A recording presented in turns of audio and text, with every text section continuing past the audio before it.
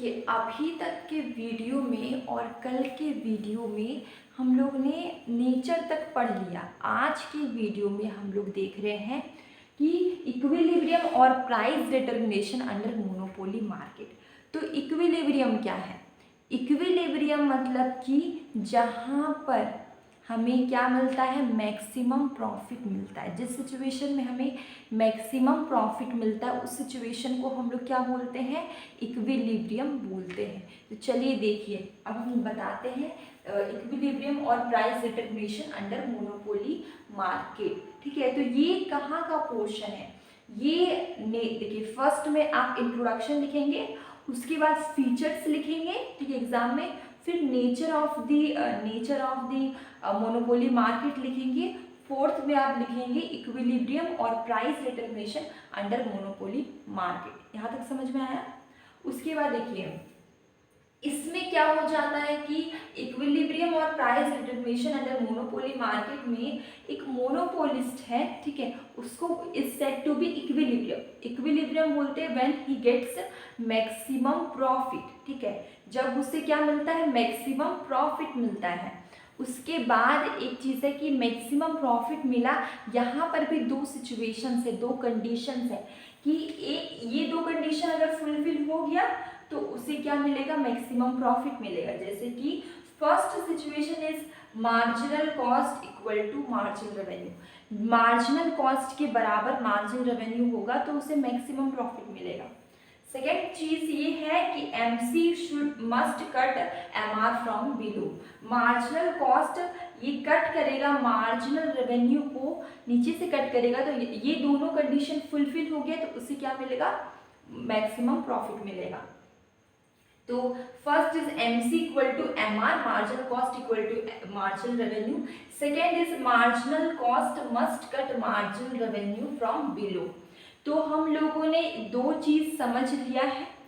ये equilibrium price determination में कब होता है? मैं अगर आपसे पूछूं कि बताइए इक्विलिब्रियम मोनोपोली मार्केट में कब होगा, तो आप मुझे बोलेंगे कि इक्विलिब्रियम दो कंडीशन में होगा। First is MC equal to MR, second is MC must cut MR from below. आपको यहाँ तक समझ में आया होगा।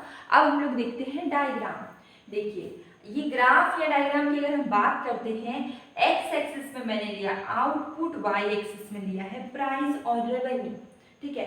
अब देखिए एट पॉइंट E ये हमारा मार्जिनल रेवेन्यू है, ये हमारा average revenue. At point E point में क्या हो जाएगा, marginal revenue must cut marginal revenue intersect marginal cost, ठीक है, इंटरसेक्ट करेगा मार्जिनल कॉस्ट को। तो इस पॉइंट पे क्या होगा, MR equal to MC and second condition is MC must cut MR।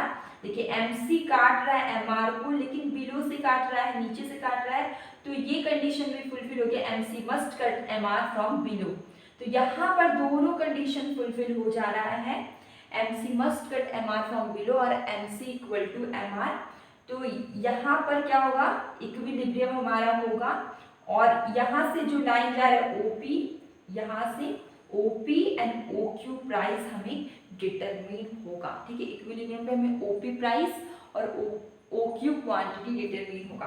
तो आप समझ गए कि एट पॉइंट E वाले सिचुएशन में इक्विलिब्रियम सिचुएशन है, यहाँ पर marginal revenue and marginal cost एक दूसरे को इंटरसेक्ट करता है, मतलब कि एक पॉइंट पे काटता है marginal revenue and marginal cost. तो आपको आई होप आपको डायग्राम अच्छा लगा होगा, समझ में आया होगा। तो आप लोगों ने ये यहाँ तक समझा इक्विलिब्रियम और price determination under monopoly market. लेकिन एक सवाल है, क्या हमेशा ये दो कंडीशन फुलफिल होने के बाद हमेशा हमें मैक्सिमम प्रॉफिट मिलता है क्या? बिल्कुल नहीं।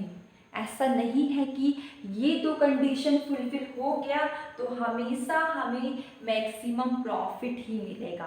कभी हमें लॉस भी हो सकता है, कभी नॉर्मल प्रॉफिट भी हो सकता है। तो हम लोग इसके बारे में अब हम लोग जानते हैं कि क्या MC इक्वल टू MR और MC मस्ट कट MR ये दो सिचुएशन अगर फुलफिल हो जाता है तो भी ऐसा सिचुएशन आ सकता है कि हमें लॉस हो या नॉर्मल प्रॉफिट हो, हमेशा सुपर नॉर्मल प्रॉफिट हो ऐसा ज़रूरी नहीं है।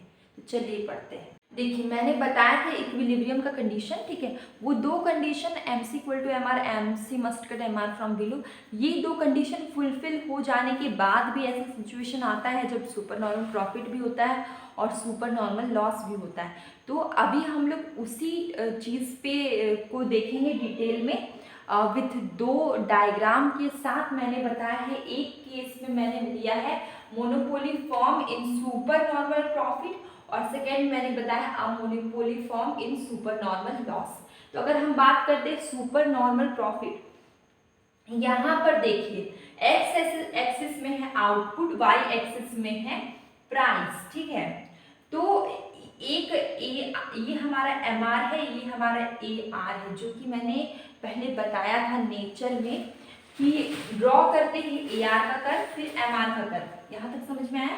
उसके बाद फिर हम लोग क्या करते हैं, एम आर को यहाँ पर एक एम सी ड्रॉ करते हैं, ठीक है, जहाँ पर M R equal to M C और M C must cut M R from below.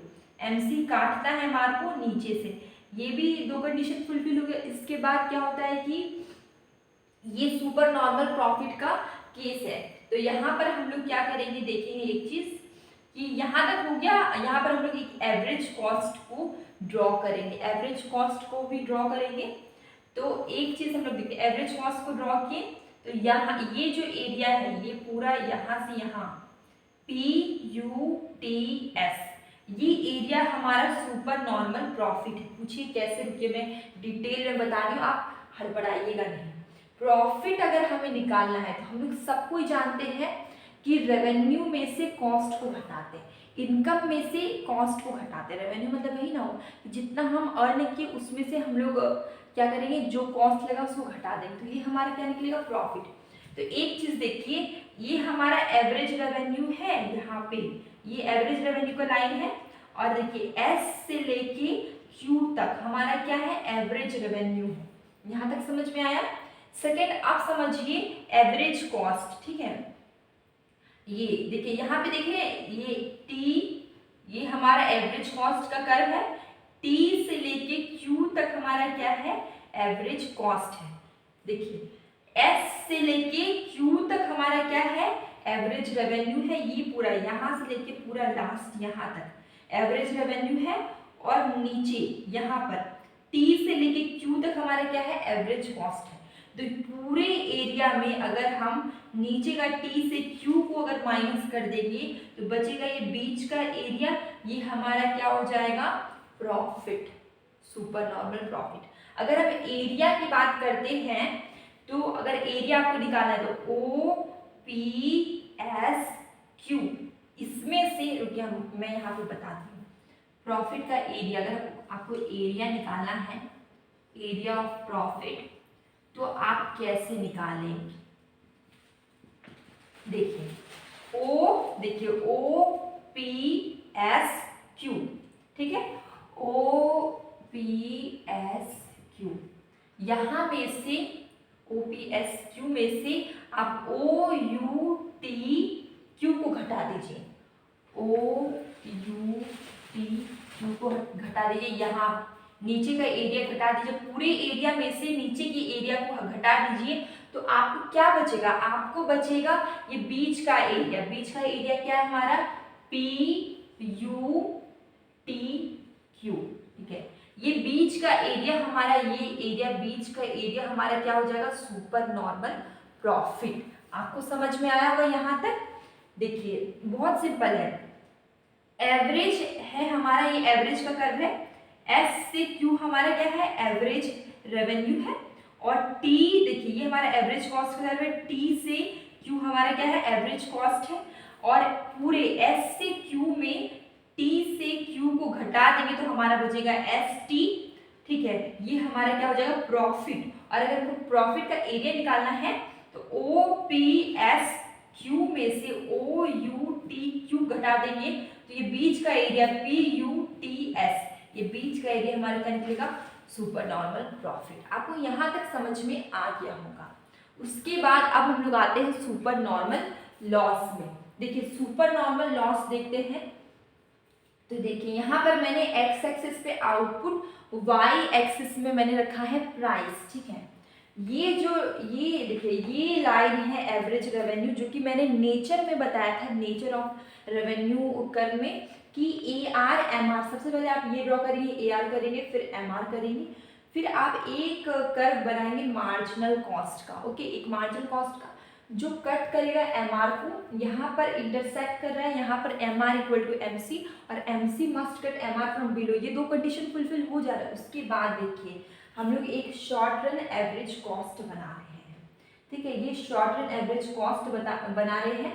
यहाँ पर हम लोग एक कर्व ड्रॉ किए शॉर्ट रन एवरेज कॉस्ट कर, और उसके बाद यहाँ पर देखिए उसके बाद अब एक चीज देखते हैं यहाँ पे कि ए से क्यू, ये हमारा क्या हो जाएगा एवरेज कॉस्ट। देखिए ये हमारा एवरेज कॉस्ट का कर्व है, तो ए से क्यू हमारा हो जाएगा एवरेज कॉस्ट कर्व। उसमें से हम लोग एवरेज रेवेन्यू एस से क्यू को घटा देंगे, मतलब कि ये पूरे एरिया ए से क्यू में एस से क्यू को घटा दीजिए, तो हमारा क्या बचेगा ए एस। ए एस हमारा क्या हो जाएगा, ए एस हमारा होगा सुपर नॉर्मल लॉस।